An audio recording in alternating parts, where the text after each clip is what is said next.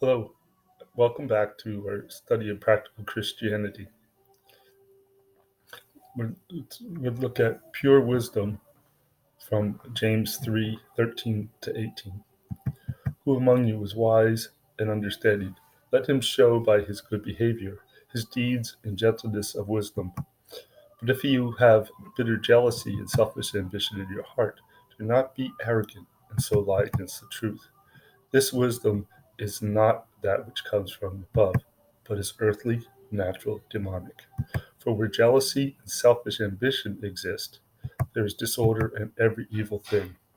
But the wisdom from above is first pure, then peace loving, gentle, reasonable, full of mercy and good fruits, impartial, free of hypocrisy, and, and the fruit of righteousness is sown in peace by those who make peace.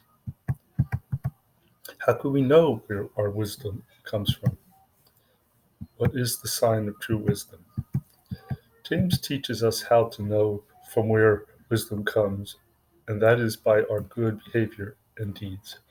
True wisdom does not seek its own gratification. If our wisdom draws attention to us, in other words, glorifies us, it is not coming from above. When our wisdom causes others to look to us, we're down on others. This is not pure wisdom. This is earthly wisdom, and its source is demonic and evil.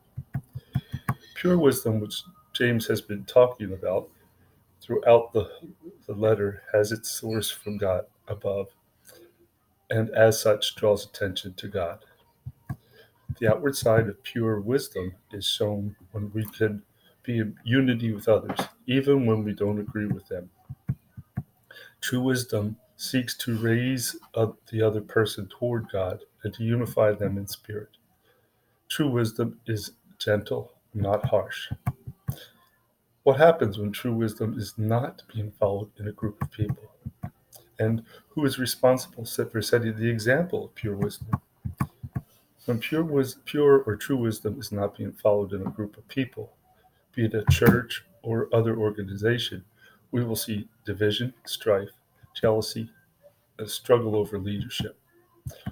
Many churches and organizations have been split when leadership sought their own will rather than what was best for the people. But lest we put all the blame only on the leadership, let us not forget that each of us have the responsibility to seek peace and show true wisdom. Sometimes this is manifested in speaking up in gentleness to the wrong, and sometimes it is time to move on, to seek the peace of the group by recognizing our gifts are best used elsewhere. A sure sign of where wisdom is coming from is, does the person in the group seek the peace of the group over their own way? Is it my desire to see my way carried through more important than the unity of the group and what may ultimately build it up? When one or more persons in a group seeks to run the group their way, the spirit of the group is set at odds with taking sides rather than building up other members of the group. This is a sign the wisdom should be questioned. Scripture clearly shows that it is the responsibility of each member of the group to exercise the wisdom of God.